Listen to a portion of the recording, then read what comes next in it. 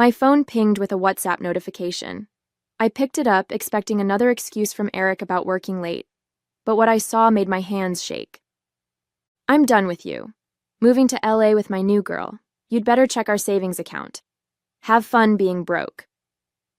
My thumb hovered over the screen for a moment before I typed back, "Good for you," followed by a thumbs up emoji. I set the phone down and smiled. The arrogant idiot had no idea what was coming. My name is Lucy Winters, and at 42, I've spent the last 18 years married to a man who's cheated on me for at least half that time. I live in Sacramento with our two teenagers, Zoe and Jason, who are 16 and 14 respectively. I've built a comfortable life as a real estate agent while Eric climbed the corporate ladder at a tech company, accumulating wealth and, apparently, mistresses along the way. What I want is simple: justice. I want my children to be secure. I want what's rightfully mine, and I want Eric to face consequences for his betrayal. What stands in my way? My soon-to-be ex-husband thinks I'm a pushover, a naive, trusting wife who turns a blind eye to his business trips and late nights at the office. His message wasn't a surprise. In fact, I'd been counting on something like it. For the past 6 months, I've been documenting his affairs, tracking financial statements, and building a case that would make any divorce attorney salivate. The new girl he was running away with? That was Jasmine, a 22-year-old aspiring actress who didn't know that I was the one paying her salary. Yes, I'd hired her 3 months ago to be the honey in my trap, and Eric had taken the bait spectacularly. My phone pinged again. This time it was from my private investigator, Harold.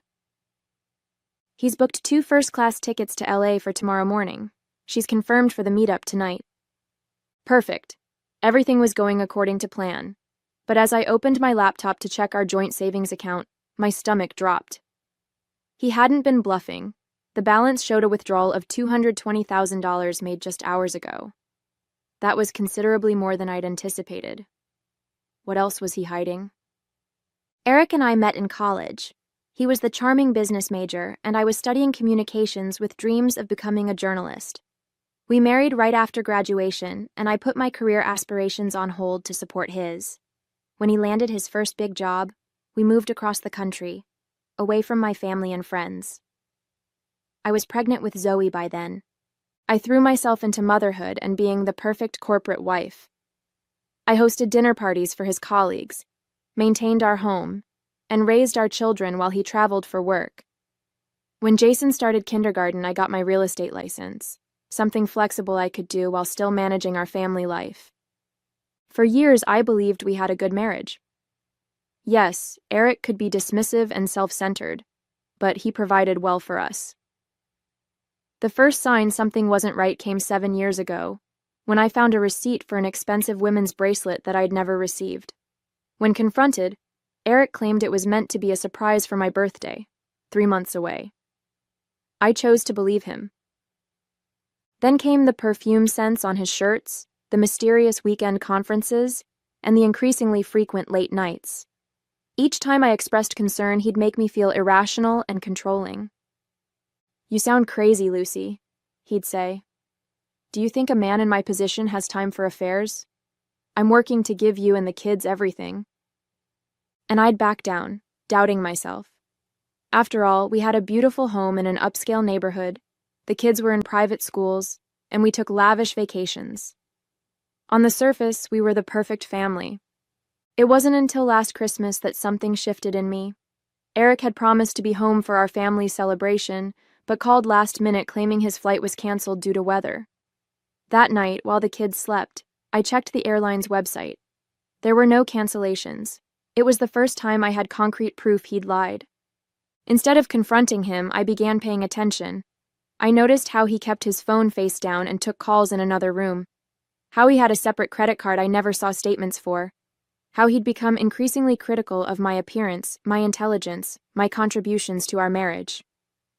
One day in February, I overheard him on the phone in his home office. "I'll figure it out, babe. She doesn't suspect anything. No, Lucy's not that smart." That was the moment I realized I'd been played for a fool. Not just recently, but for years. Something cold and calculating awakened in me that day, a part of myself I didn't know existed. I wasn't going to confront him or beg him to love me. No. I was going to make a plan. 6 weeks after I overheard Eric's phone call, I found myself sitting in a coffee shop across from Harold Barnes, a former police detective turned private investigator. I'd found him through a divorce attorney friend who promised he was both discreet and thorough. "Mrs. Winters," Harold said, sliding a manila folder across the table. "You were right about your husband." The folder contained photos of Eric with 3 different women over the span of just 2 weeks. In one set, he was entering a hotel with his marketing director. In another, he was kissing a blonde woman outside a restaurant in San Diego, a city he'd claimed he was never in during that business trip. "There's more," Harold continued. "He has a separate apartment in the city under an LLC. He takes women there at least twice a week." I flipped through the photos, feeling strangely calm. Each image should have been a dagger to my heart, but instead, they were just confirmation of what I already knew. "What about finances?" I asked. "That's where it gets interesting." Harold pulled out more papers. "He's been moving money into offshore accounts for at least 3 years. Small amounts at first, but larger transfers recently.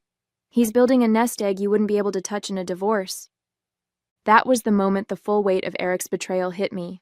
This wasn't just about sex or midlife crisis flings. He'd been systematically preparing to leave me financially devastated. "What are my options?" I asked, my voice steadier than I felt. Harold leaned back. "Standard approach? Document everything, get a good lawyer, prepare for a nasty court battle that could take years.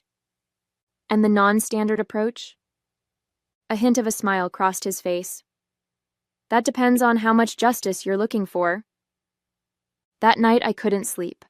I paced our bedroom, the room we'd shared for 18 years, trying to reconcile the man I married with the calculating stranger in those photos. I thought about the sacrifices I'd made, the red flags I'd ignored, the years I'd wasted loving someone who saw me as disposable. The next morning, I dropped the kids at school and called in sick to work. Then I drove to our bank and opened my own account. I transferred my commission checks there, removing my name from our joint checking account. It wasn't much in the grand scheme, but it was a start. When I got home, I searched Eric's office. Behind his college diplomas, I found a small safe I never knew existed. It took me 3 tries to crack it. Our wedding date? No. His birthday? No. Finally, Zoe's birthday. Bingo. Inside were documents for the LLC Harold had mentioned, account information for banks in the Cayman Islands, and a second passport. I photographed everything and put it back exactly as I'd found it. My hands were trembling, but not from fear, from anger. Eric hadn't just been unfaithful. He'd been living a double life, methodically covering his tracks, and planning an exit that would leave me and our children with nothing. As I sat at our kitchen island, surrounded by the life we'd built together, I made my decision.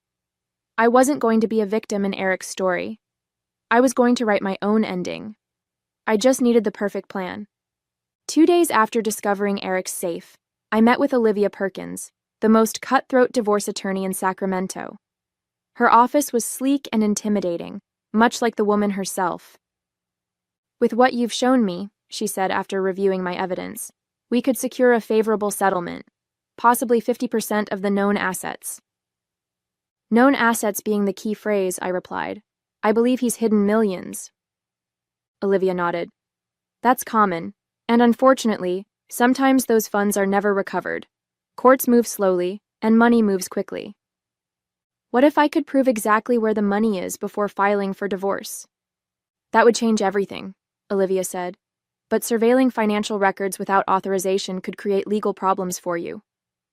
I needed more than just suspicions and glimpses of bank statements. I needed concrete proof of Eric's financial deception, and I needed it without breaking any laws myself. When I got home, Eric was there unexpectedly, working from his home office.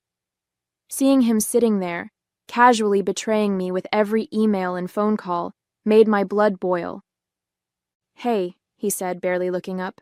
"I need to go to New York next week. Some big client wants to meet in person. I smiled, knowing full well there was no New York client. No problem. How long will you be gone? 4 days, maybe 5. He finally glanced at me. You seem different lately. Everything okay?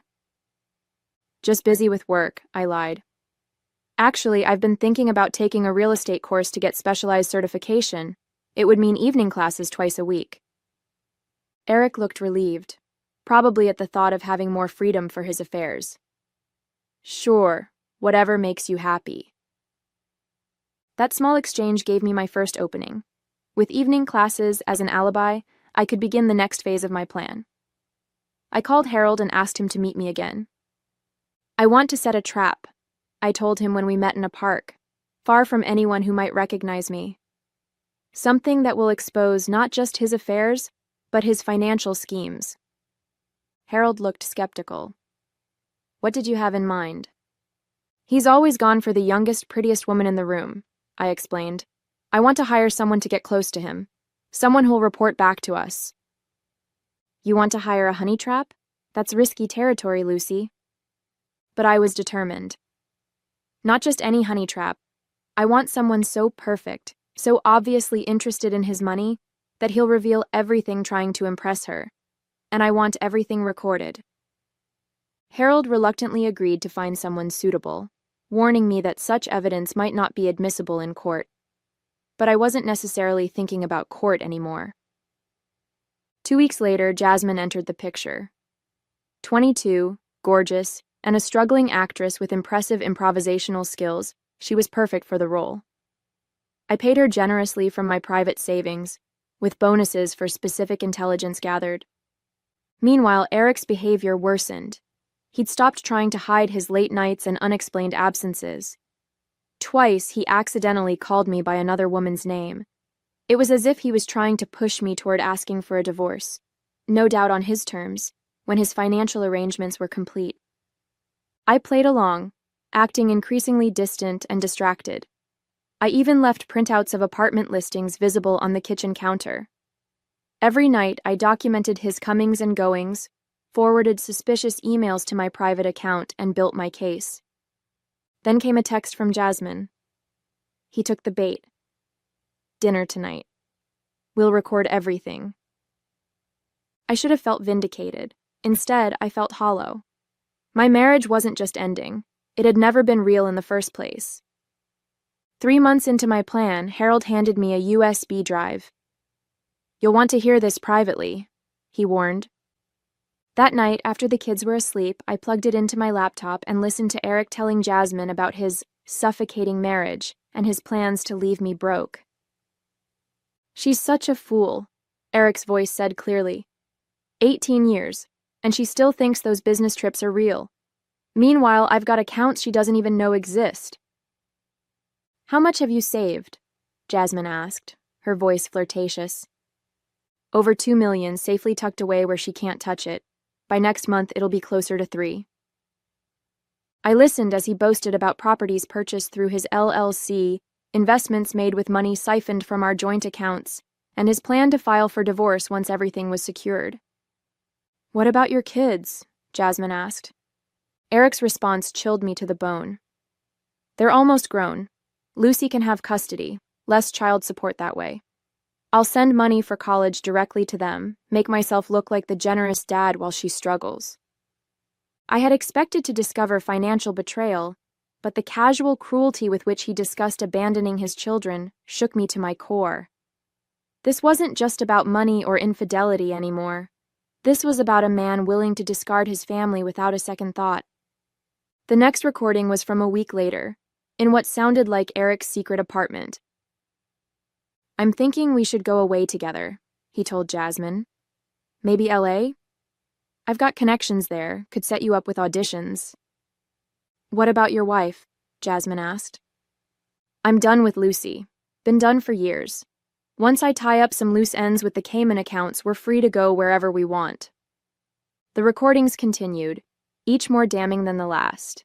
In the most recent, Eric detailed exactly how he planned to empty our shared accounts just before telling me he wanted a divorce, leaving me scrambling financially while he tied everything up in court. With this evidence, I called an emergency meeting with Olivia and Harold. "We need to move quickly," Olivia said after reviewing everything. "He's clearly planning to act soon." "I want more than just a fair divorce settlement," I said, surprising myself with the coldness in my voice. "I want him to lose everything." Harold exchanged glances with Olivia. "There's a way," he said slowly, "but it's risky, and you'd have to be willing to let him think he's won initially." Together, we crafted a plan more elaborate than anything I'd originally imagined. Jasmine would continue her role, encouraging Eric to make his move. Meanwhile, I would appear to be falling apart. Missing work, emotional outbursts. Exactly what Eric would expect from a desperate wife.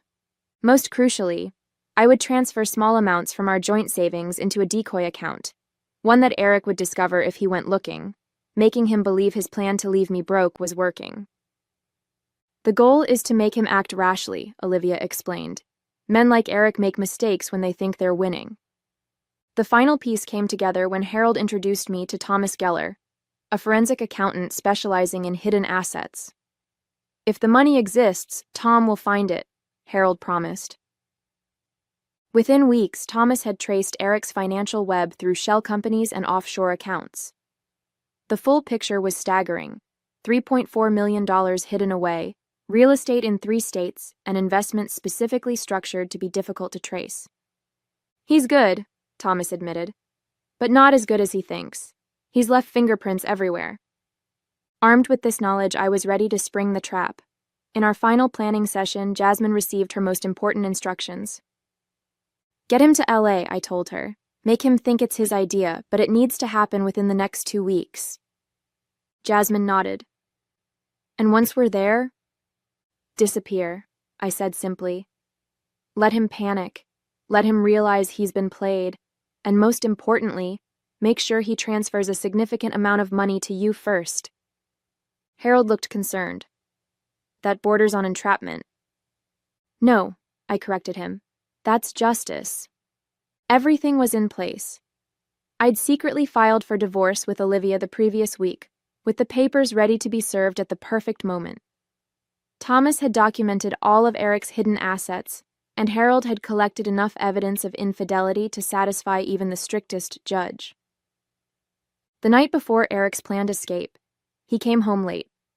I pretended to be asleep as he packed a suitcase, taking his most valuable possessions. In the morning, he announced he had an emergency business trip. "How long will you be gone?" I asked, playing the oblivious wife one last time. "Not sure," he said, not meeting my eyes. "Probably a week. Don't wait up." After he left, I received confirmation that he'd withdrawn $220,000 from our joint savings, nearly everything left in the account. He'd also maxed out our shared credit cards on first-class tickets and luxury hotel reservations, exactly as we'd anticipated. Hours later came the WhatsApp message I'd been waiting for. "I'm done with you. Moving to LA with my new girl. You'd better check our savings account. Have fun being broke." I responded with a simple, "Good for you," and set the next phase in motion. First, I called our children, who were staying with my sister for the weekend, to make sure they were okay. Then I contacted Olivia, who filed an emergency petition freezing all of Eric's known assets based on the evidence of financial fraud we'd compiled. By morning, his accessible accounts would be locked. But there was a complication I hadn't foreseen. Just as I was about to call Harold with an update, I received a panicked call from Jasmine. "He's acting weird," she whispered. "He keeps making calls to offshore banks and he's paranoid about someone following him. I think he might suspect something." My heart raced. Has he mentioned me or Harold? "No, but he's talking about moving money again tonight. Says he doesn't trust the current arrangements." If Eric moved his funds now, our carefully documented paper trail could become useless. We needed him to stay put until the asset freeze took effect. "Keep him distracted," I instructed. "Tonight, get him talking about his grand plans. Record everything." After hanging up, I called Harold, who was equally concerned. "If he moves that money now, it could disappear for good." "Can we accelerate the asset freeze?" I asked. "Not without a judge's signature and at this hour." We were at an impasse. Months of planning could unravel because Eric was having a moment of paranoia. I paced my living room trying to think of a solution. Then it hit me. I called Eric knowing he'd likely ignore it but needing to leave a voicemail. "Eric, it's me," I said, my voice deliberately shaky. "I just got a call from American Express about suspicious charges. I told them you're on a business trip, but they want to speak with you directly. Something about fraud protection. Call me when you get this." It wasn't much, but it might make him hesitate before making any large financial moves. Credit card companies calling about fraud could spook him into lying low for a few hours. Next, I texted Jasmine. Change of plans. Make him feel like he's in control. Ask about his business success. Get him talking about himself. Jasmine was brilliant. She sent video updates throughout the evening. Eric, relaxed and boasting about his financial acumen, ordering the most expensive champagne, clearly believing he had everything under control. Most importantly, he wasn't making any suspicious calls or transfers. By morning, the emergency asset freeze was in place. Eric's accessible accounts and properties were locked pending investigation. The trap was nearly complete. But we had one final hurdle. For our plan to work perfectly, Eric needed to realize he'd been set up only after Jasmine disappeared. Too soon, and he might find a way to access his hidden funds before we could secure them. "How do we time this?" I asked Harold during our final call. "Leave that to me," he said. "I have an old friend in the LA Police Department who owes me a favor." The following evening, as Eric and Jasmine were dining at an exclusive restaurant in Beverly Hills, two officers approached their table. They spoke briefly to Eric, whose face, according to Jasmine's text, turned the color of paste. Later I learned that Harold's friend had informed Eric that his wife had reported their joint accounts emptied, and they needed to ask him some questions. No arrest, just enough to plant the seed of panic. That night, while Eric slept, Jasmine gathered her things and left exactly as planned. She left behind a note. "I don't date broke men. P.S. Lucy says hello." By the time Eric woke up alone in that luxury hotel room, every aspect of his carefully constructed escape plan was crumbling around him. And I was just getting started. Eric returned to Sacramento 3 days after his grand exit, his tail between his legs. He found the house locks changed, his belongings packed in boxes in the garage, and divorce papers waiting. When he called, raging about being locked out of his house, I directed him to Olivia. His next move was predictable. He hired Bernard Hoffman, a notorious divorce attorney known for aggressive tactics. But Bernard was no match for Olivia, especially given the mountain of evidence we had compiled. In our first court appearance, Eric arrived confident, dressed in an expensive suit with Bernard at his side. That confidence evaporated when Olivia presented the judge with detailed documentation of his hidden assets, complete with bank statements, property records, and damning audio recordings. "Your Honor," Bernard sputtered, "these records were obtained without my client's knowledge or consent. They should be inadmissible." Olivia smiled.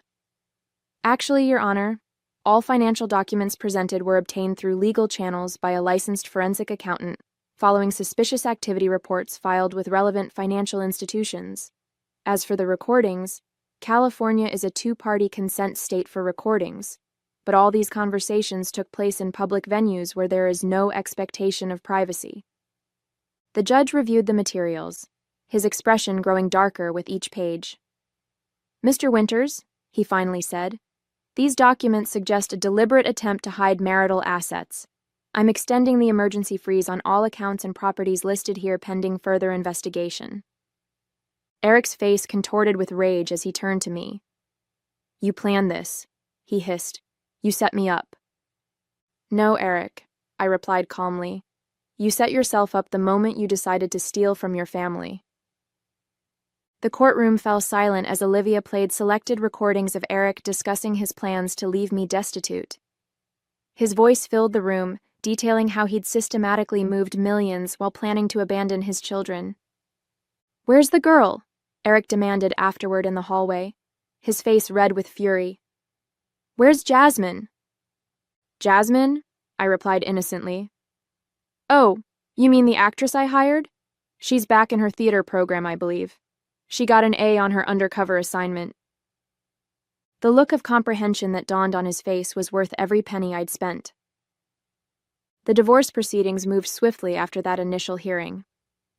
The judge, disgusted by the evidence of Eric's planned financial abandonment, ruled overwhelmingly in my favor. Beyond the equal division of known marital assets, Eric was ordered to return all funds hidden in offshore accounts, funds he could no longer access due to court orders sent to each institution. The final settlement was staggering. I received our family home, 70% of all recovered assets, totaling nearly $4 million, primary custody of our children, and substantial child support. Eric was left with a small apartment purchased through his LLC and whatever he could rebuild from his now tarnished career. His company, upon learning of his fraudulent financial activities, placed him on unpaid leave pending their own investigation. His carefully cultivated image as a successful businessman crumbled as former colleagues distanced themselves. 6 months after that fateful WhatsApp message, I sat across from Harold and Olivia in my living room, officially a divorced woman. "I've never seen someone so thoroughly outplayed," Olivia remarked, raising a glass of champagne. "He never saw it coming." Harold nodded appreciatively. "Most people in your situation either fall apart or act rashly. You played the long game."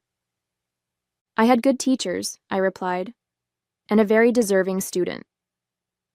Later that evening, as the kids were finishing homework upstairs, I received a final text from Eric. "You won. Happy now?" I didn't respond. There was nothing left to say. Instead, I opened my laptop and reviewed listings for commercial real estate. With my settlement, I was opening my own brokerage firm, specializing in helping women secure financial independence through property investment. The betrayal had been devastating, but the lessons learned were invaluable. I discovered strength I never knew I possessed, built a network of trusted allies, and secured a future for myself and my children that no one could take away. As I closed my laptop, Zoe appeared in the doorway. "Mom, are you okay?" I smiled, genuinely happy for the first time in years. "I'm better than okay, sweetheart. I'm free."